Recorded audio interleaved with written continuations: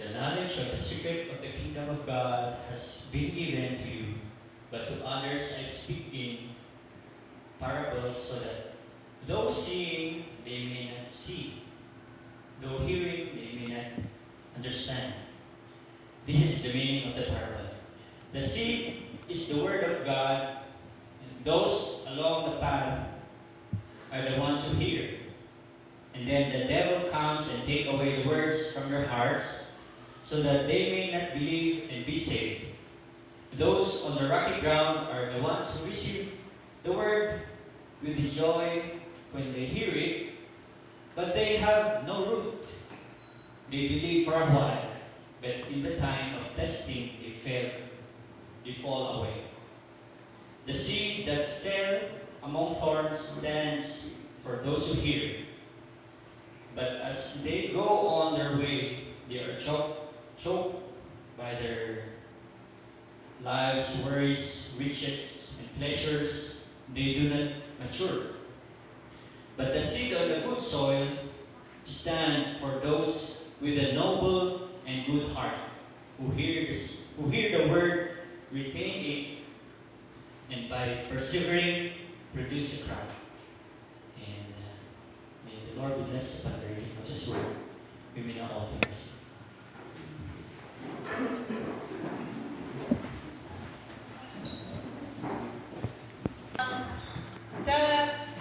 Those who will be coming to testify are those who joined the VBS 2024 mission trip.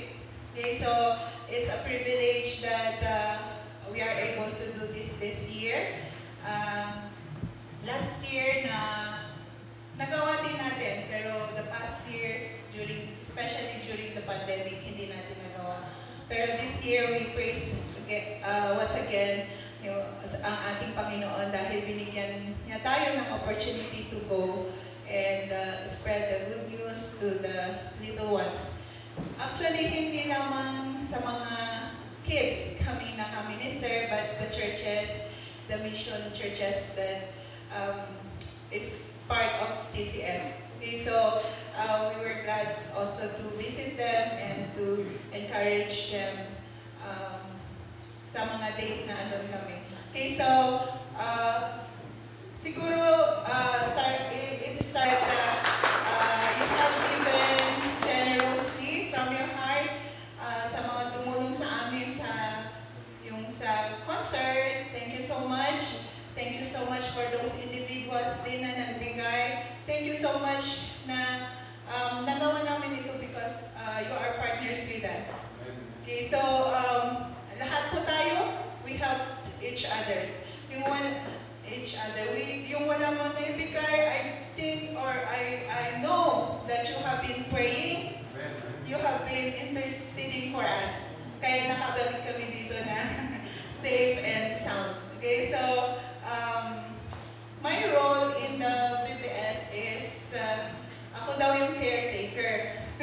So literally, ako yung caretaker kasi I have to see to it na everything goes smooth and everything is prepared. Pero of course, along the way, may mga nangyayari din na hindi natin naasahan. But praise God how He continually protected us, how He continually worked during those times na hindi natin in-expect. Okay, so we praise God talaga na siya ang gumawa.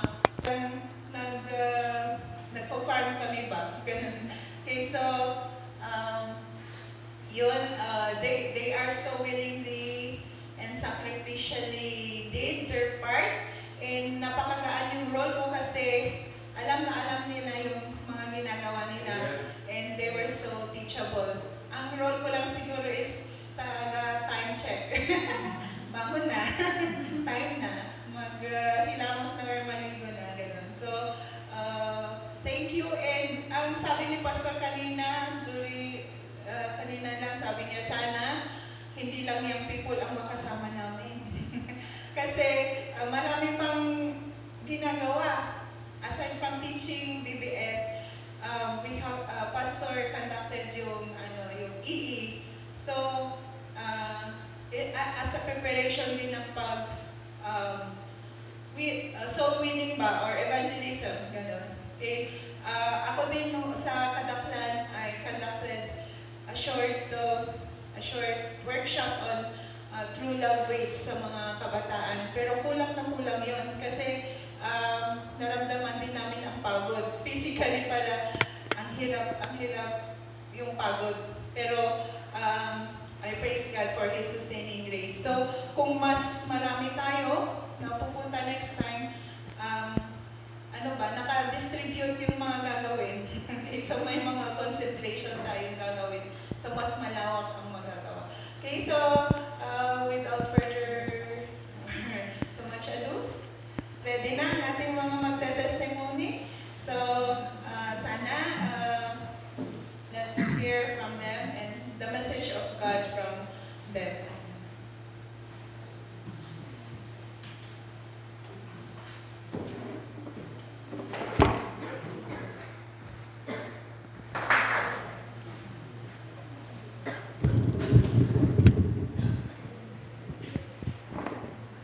So, good morning po.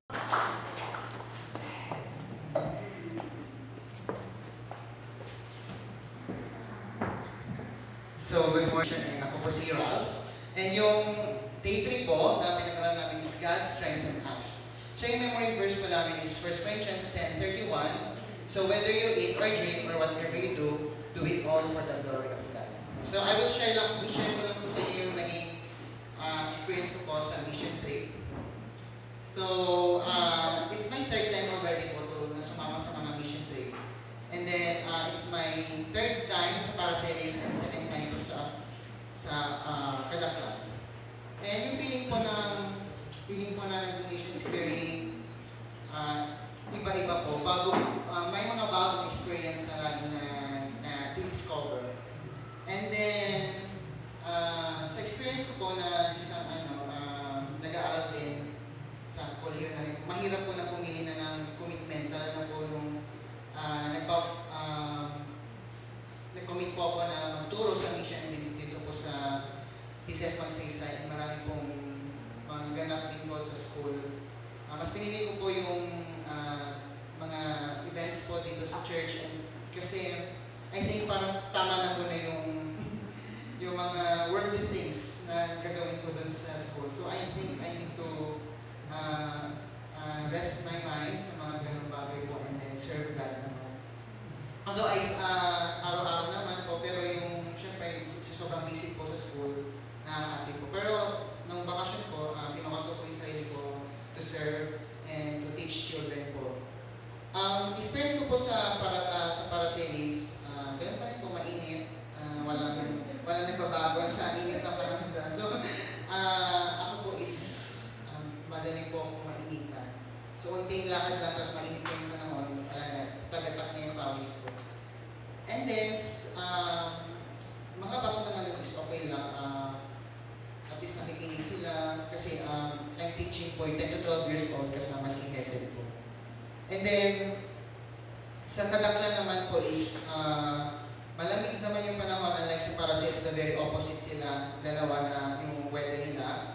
Tapos yung mga bata doon is medyo, ewan po, parang bumait. Parang basta sila nagikinig na sila lahat. Unlike nung first time ko doon na marami sila, tapos hindi sila nagikinig. Siguro isa din yun, hindi ako nakakasalita ng language nila. Hindi na masyadong nakakaintindi. Pero nung naging assistant ako dun sa OGO, na at least na dun yung feeling na at least nagpa-participate sila. Yung mga bata doon at least nakikinig sila dun sa main teacher dun sa OGO and maganda yung band namin together with the teachers there sa OGO. Ka-HD namin sila and so at least meron kami yung fellowship din as young people there. And then yung share ko lang kung ano yung pinag-uusapan namin yung day 3. Day 3 is about God strengthen us. So yung aming lesson is about eating health. Yung honoring God by using our bodies. So, mahirap sa mga bata na i-enlighten sa kanila kung ano yung mga ganung bagay po. Especially yung mga bata po na hindi po talaga sila nakatanggap. May mga ibang bata po na natawag, kumbaga same na sila. Pero yung pinocus po namin doon is how to honor God, no? How to worship or how to please God by using our bodies as a temple. And then, ano ko sa kanila, pinaturo, parang nag-exchange kami ng parang ano yung mga ginagawa ninyo as ay nag-aaral, tapos may mga friends pa kayo na kunyari pinipilit pa kayo gawin yung mali. So parang yun yung focus po namin na hindi natin kaya na i-honor si God using na tayo lang. So God will give us strength to honor Him. Hindi yung God, I will honor God by using our body na ako lang yung kumbaga na walang gabara, walang guide kay God. So kailangan ng strength natin, strength kay God, so that mayroon tayong ma-honor natin siya by doing what is right. So yun po yung pinag-usapan namin yung tungkol kay Daniel. Kasi si Daniel po, as we all know na una nilang pagdating sa reign, kay King Nebuchadnezzar, pinapabili sila kung ano yung makainin, either it's king's food or yung gusto ni God kay Daniel. Pero they choose pa rin yung vegetables and water, yung mga pagkain na hindi daw na malinis, kumakain malinis. Para they still serve and worship God kahit nasa ibang lugar na sila. So yun yung focus yung kay Daniel. So overall po, naging experience ko po with the kids is grateful po ako dahil yung calling ni God sa akin is parang talagang nandoon yung magtuturo and then to get the kids better kasi parang gusto ko pang pakilala sila pero there's so much little time to yung parang pag-usapan sila one-on-one kasi hindi kaya ng 3 araw na turuan sila tapos ilid sila sa kay Christ lalo yung mga bata na hindi talaga same. Pero at least nagawa natin as part of teacher na nagawa namin yung share yung word of God sa kanila. I think it's the Holy Spirit na to ma-realize nila kung ano yung narinig nila.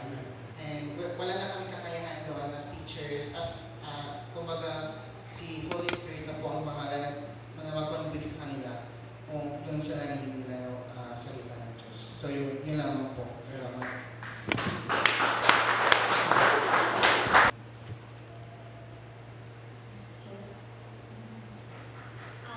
Ako po naman si Gardener Liza, and I will be sharing with you po yung sa day 4 naman po namin.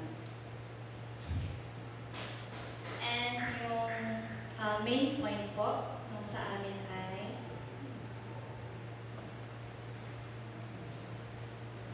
God wants us to obey His word until it produces fruits on our lives.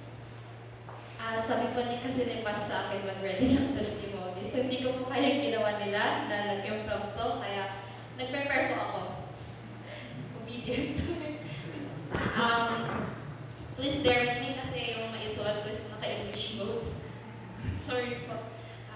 So yun, good morning po once again.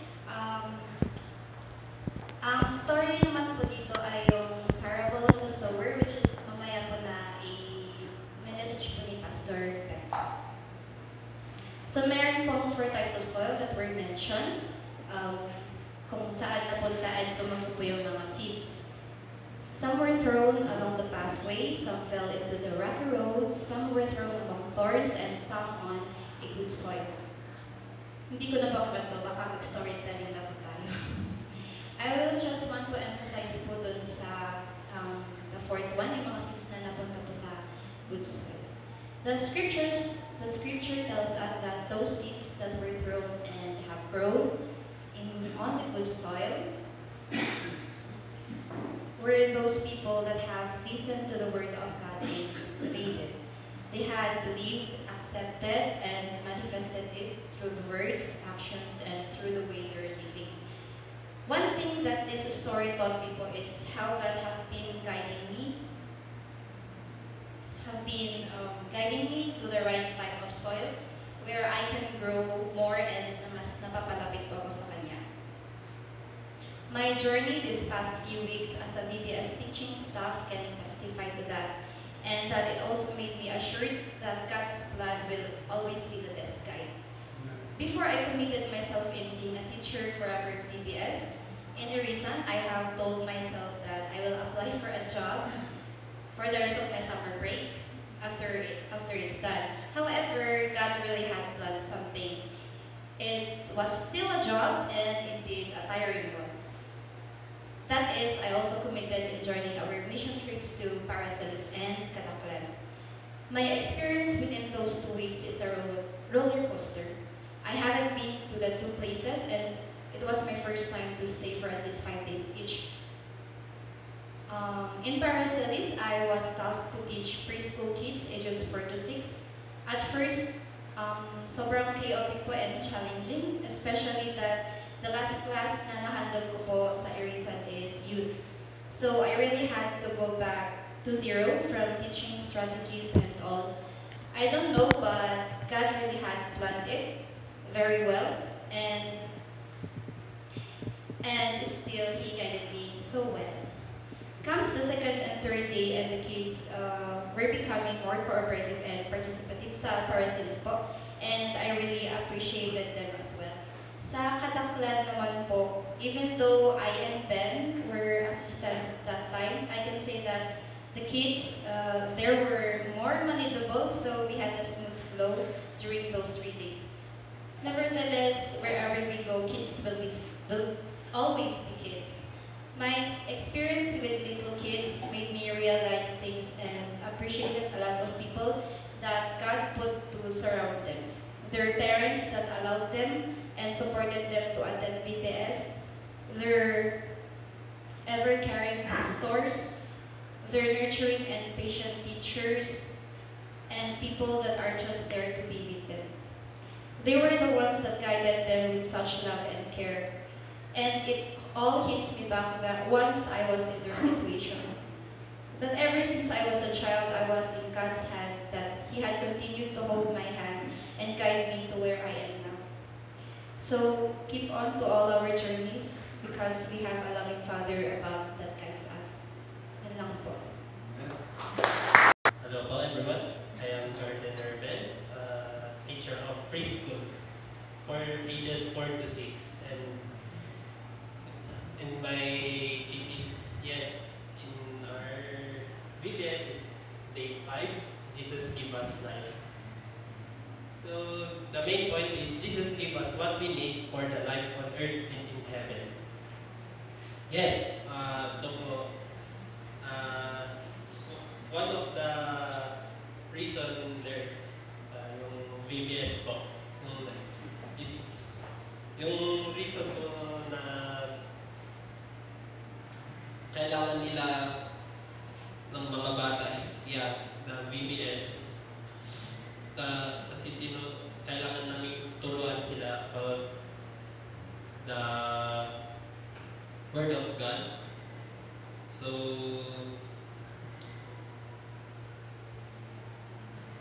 overall naman po is yung mga sinabi nila rin sa mga journeys nila, same din sa akin. Yung mga pero ano naman po, enjoyable naman po. And it's super, ang tawag nila dito? It's super interesting and fun because when I teach them, I see them as my anak.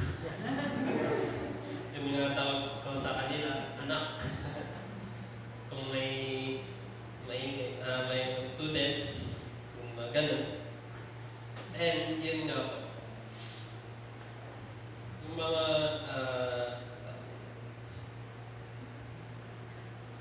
and yung mga pamilya namin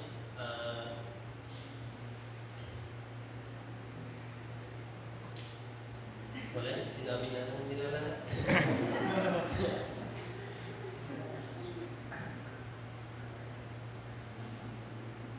And yeah, in teaching preschool in here Magsaysay, it's like parehas rin sila sa Ogok. Actually, they're good listeners and overall they are cooperate na yun nga po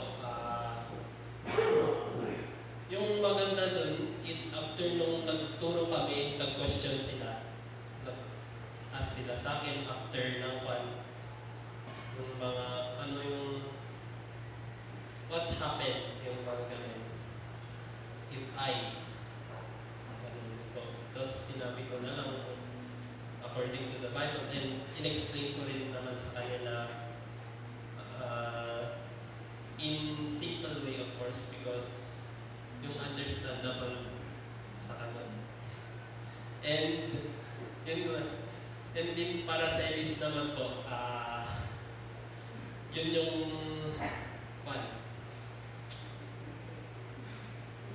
pinaka stress. Pero yeah, they're preschool kaya they're kids kaya I understand. They're super energetic. Tapos sometimes rin nakikinig naman sila pero yung patience nila is too small, short, yeah. It's too short na kailangan namin talaga paminsan hati-hatiin namin yung group para maturan sila accordingly. And yun. Lastly, yung kataklan, yung sabi naman nila, nabigla rin ako kasi ang tahimik nila. Hindi yung last time na sobrang gulo. And I praise God kasi yung na parang smooth ba yung namin. Pero sa sobrang smoothness namin dun sa pagtuturo namin, masyado kaming maagang tatapos. Mas lalo na po yung last day namin na ganun nga po yung na-realize namin na kita namin yung oras is masyadong maaga. Kaya yung ginawa na lang namin is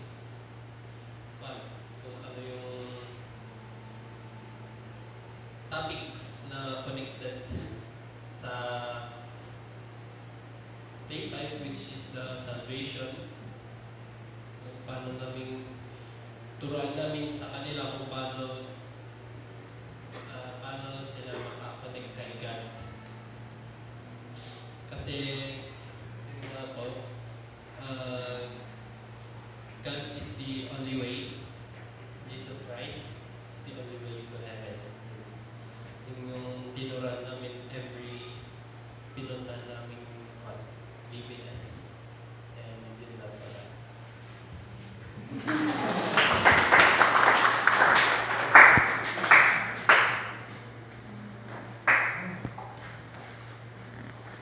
Kami talaga yung young missionary na naging part the oras nyo, energy nyo, hindi talento nyo, na imay na mission. Ito'y Christian, ito'y magsasay para sinis ka iya'y parli karaklan ng ating province niya. At may isang na-enjoy mi dyan at itim. May iba, di as they testify na rin, no? May itim ka 1 month mo na itim pa. Dapat iba siguro ang gusto. It's part of learning from one another to know each other more. That's a part of vision. So in mode of vision, since I is to expect the unexpected. Right? Expect the unexpected. You always encounter really hard times, challenges, great pressures, and so of course you do that. But overall, you can consider them as learning experience to grow more closer to our Lord Jesus Christ, no? And to be more challenged to do more better on the coming mission experience. So thank you very much sa new missionaries who are here at participate. Na-mention din kanina, thank you din sa mga kapatiran kayo, mga kapatiran na talagang nag-labor sa prayer. Naramdaman namin po yung prayers ninyo. And we thank God for that. And then you support you materially, financially, parang sobra ko na-meet yung feedback. Really, God sustains our great. He sustains us, not only financially, materially, but also physically, spiritually, in all aspects of our life. God sustains us. So, thank you for your participation, and we thank God for this unceasing protection, blessings, and promises of this word that we can claim and are all to us as His people. So, it was read a while ago that the scripture reading in the book of Luke chapter 4 kasi ng lupa na kung saan doon dumako yung seeds na inanim itong nagtatanim o yung sa word. Okay? At napakinggan natin na punta sila sa iba't ibang klase ng lupa. Some went to the wayward, no? Doon sa daan, di dalan. Daman tinapan kay kabatuan, daman ilagan kasi kabatuan kay Herod, daman tinapan kay kasintan. Okay? Kasintan. So, daman tinapan kay Gusul. The Giant Israel, I learned it in my study. When they are planting seed, nakalagay dito yung parang seed nila, tapos minawar sila lang, na ganyan. Okay? So, meron na punta doon sa wayward, meron din doon nga sa kanina, sa rocky soil, and then sa poor soil, thorny, and then doon sa good soil. So, kung makita natin, yung picture dito, yung mga halaman na tumutubo, diba? Hindi talaga tumutubo yung mga seed na papunta sa wayward. Kasi yun ay daanan ng mga tao. Expose siya. Kaya tapakan siya, hindi siya makapag-sprout.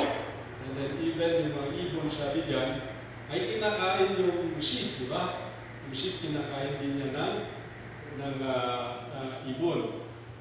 So hindi talaga siya makapagtubo. While yung doon naman sa rocky soil, na nabasa kanina, yan din po ng explanation, dahil sa pumuntot talaga yung soil niya doon, tumubo rin naman. Di ba? Tumubo rin naman. Pero hindi kagaya ng in-expect natin na talagang lumago o kaya tumubo ng magiging robust siya. Di ba? Hindi nga lumangto at in-expect talaga siya. So, nagtubo siya na, kaya lang ang galing makul. Kapunta, ang unay na ramot ni Jai, di dagana maya. And then, kasi di thorny soil niya, soil na ni Jai, then kapunta pa nagtubo natin at nagiging sa gabal na rupot, at tulok-tulok na saan na makakakal. Isuna. So, namatay suna. Okay? So, napanood iti good soil, so nagituloy ko na nagbintas ni panagtubo na, panagbunga na, panagdaktal na, panagbunga na, nagbintas ni suna. So, yung interpretation na ito, re-refer niya, o kinukumpara niya sa 4 kinds of people na nakikinig. Okay? Hindi niya sinasabi dyan na 4 kinds of Christians or non-Christians. Yung tinutukoy niya doon is yung four kinds of listener. Kung paano niya tinanggap, pinakinggan yung God's Word, which is the seed, refers the Word of God, okay? Yun yung paano rinisip ito ng mga tao. Kagaya ng seed, paano rinisip yung lupa, yung mga seeds. Yan, yun yung nagiging effect niya. So, ganoon din sa mga listeners. Iba't iba rin yung natanggap nila na pakikinig. Diba? Merong nakikinig na hindi natin alam kung talagang nakikinig. Okay? At meron din yung nakikinig, alam natin, tapos biglang nakita natin, bakit? Nakikinig naman siya, pero parang mawala naman bunga na nakikita. Diba? So, may mga kanya-kanyang katanungan. Preach naman yung gospel sa kanila. Ituro naman yung gospel sa kanila. Okay? So, bakit parang walang acceptance, parang walang changes na nangyayari? Anong problema doon? Diba? So, yun po yung mga katanungan dito. And we found out the answers na ganun din talaga yung sharing of the gospel. Yun nga sa Parasilis, kung saan tayo nag-minister noon, and even in Kadaklan, natutuwa tayo kasi yung mga mali noon, na ngayon ay sila na yung mga young people, mga college, high school, junior, and senior students, na sila yung napapagaling. No? So, ibig sabihin, hindi natin ma-underestimate kung paano mangusap ang Panginoon sa buhay ng mga bata. Na kahit mga bata sila, sinasabi natin, bata lang sila, parang wala rin silang pinapakinggan. Diba? Mga bata sila, parang huwag na kayong pupunta doon. Paanawa kayo lang niya. Diba? So, talaga siya. Parang hindi natin ma-underestimate yung gagawin ng Panginoon na mag-touch sa buhay at puso ng mga tao. Dahil hindi natin alam na yung salita na kanilang napapakinggan ay magiging bunso yan sa kanilang paglaki. Meron pala silang natatandaanan kung nagre-retain doon sa puso nila at naalala nila, kapag palaki nila, sinasabi nila, I'm a product of Bible Vacation Bible School. I am a product of Sunday School. Yeah? And I'm proud to testify that I'm one of them now in front. Hindi na napapakinggan natin. Kaya nasabi ko ng Word of God na huwag po tayong i-underestimate yung paano i-receive ng mga bata. Okay? Dahil meron din nakikinig na talagang tumatagos doon sa puso. At nakikita natin yung naging bunga na yung paglaki nila. Diba? Although meron talaga yung mga unprepared na mga tao na nakikinig pero parang walang result. Dahil ganito yung mga reason din nila. Yung mga life worries nila, yung riches and treasures doon nakatuon ng kanilang kaisipan at nais. No? So I'm not referring only to kids but also to us as an adult or young people. No? So yun po. So we receive the different way of receiving the Word of God. Either we heard it and then we really applied it sa buhay natin or napakinggan lang natin tumatago sa kabila. So saan tayo dito? Na dapat doon tayo sa good soil na makikita natin yung buhay natin na napapagamit sa Panginoon, nakikita natin yung buhay natin na talagang lumalago sa Panginoon, nakikita natin yung buhay natin na nagugutom sa salita ng Panginoon, diba? Nakikita natin na uhaw tayo sa salita ng Panginoon. At ando doon yung eagerness natin na talagang makikumit at makipag-participate sa gawain ng Panginoon. Kung hindi tayo lahat makakapunta doon sa sabi ng Panginoon, going to make disciples, we can also be a part by praying, diba? And then supporting by giving. So we are still doing partnership to fulfilling the Great Commission. Okay, so if we want to have more good soil, no? Tagapakinig. Siguro tuloy-tuloy po lang tayo na maging tulong na gawin kung ano yung nais ng Panginoon to share the gospel. Okay? So I hope that next year again, not only the young people will go to the young ones. Siguro mga adults din, no? Kasama kayo sa mission work. Amen po ba doon? Okay? So, yan po yung mga unexpected because that is biblical. The Word of God tells us that there are really kinds of people that receive the Word, but there are some who are unprepared that the Word of God did not penetrate the heart, no? They just hear it. But there are also some people who really listen and apply that in their lives. Nakikita natin in action, and then they are doing as well, bearing fruits. So that's what we want to see in this church, no? Because that's what the Lord Jesus Christ also wants us na ma-produce at makita sa buhay po natin. Thank you, church, and thank you, God, for His sustaining grace and also for His Word.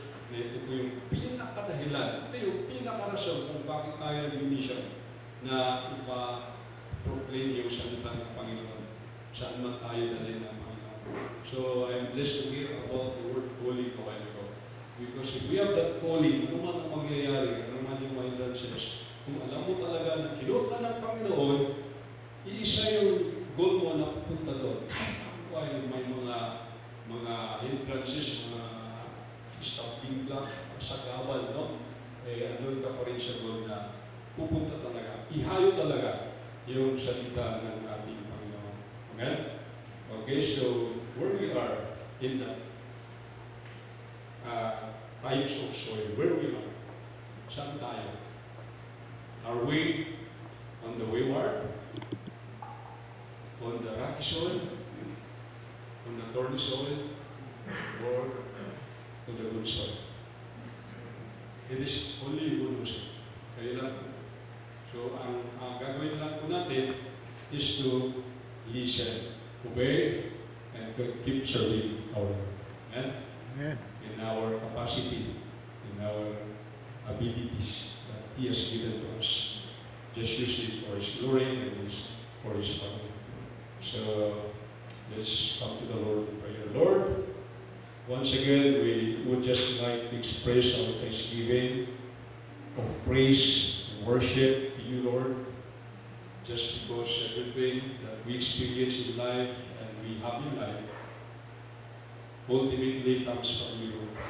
Thank you for the experiences and the opportunities and the privileges to be a part of sharing your word, to be a part of kingdom business, Lord, and to be a part of bringing your word to every places where you bring us, Father.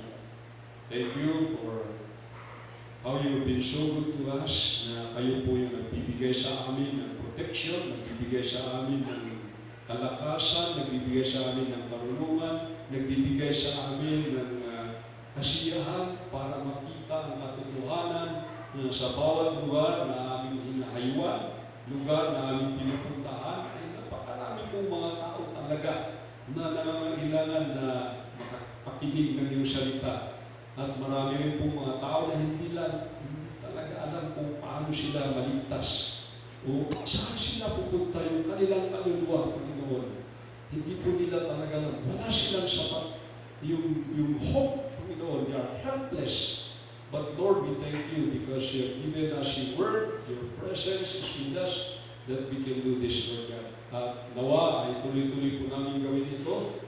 As you have given us yung opportunity, ay amin pong gagawin, Panginoon. Magtulungan din ang iyong mga anak as a body of Christ that we will really go, we will really share, and do our part. Thank you, Father God, because all this experience namin ay dahil sa iyong pong presensya na nagiging mabuha at successful dito sa aming Panginoon.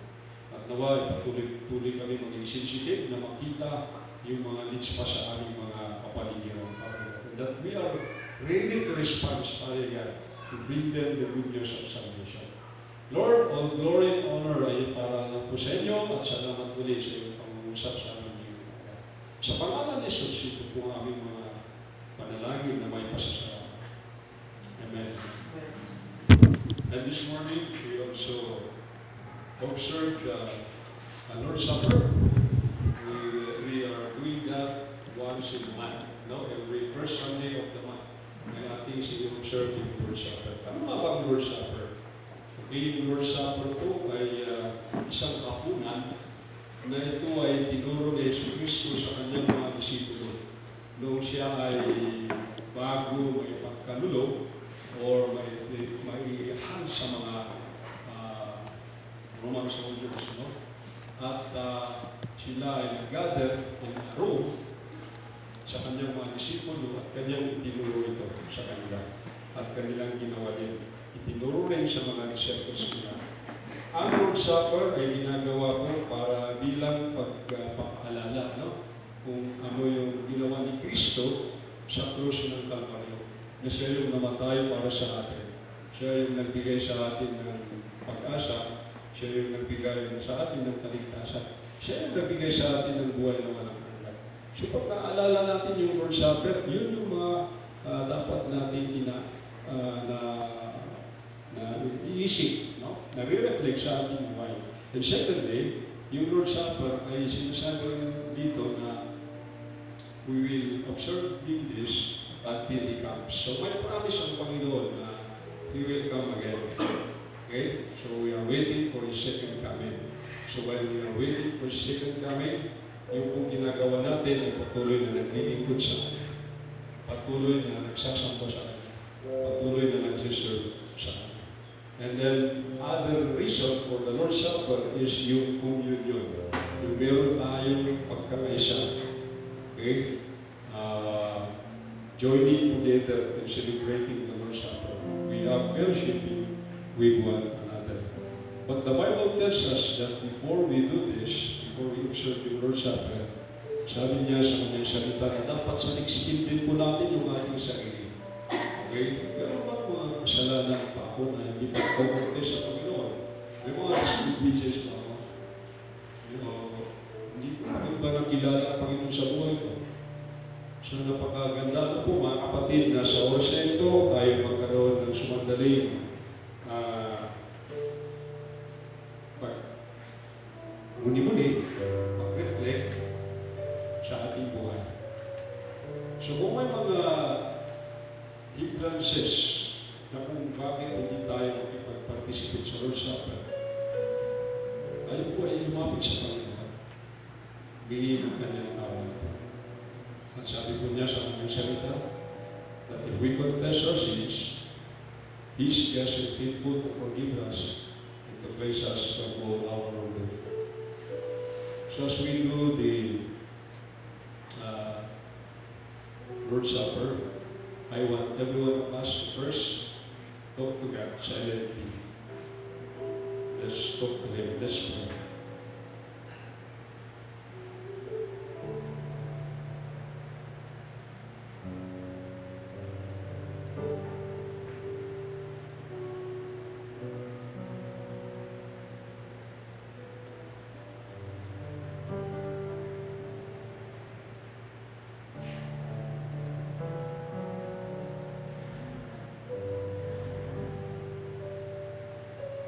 Apo Diyos,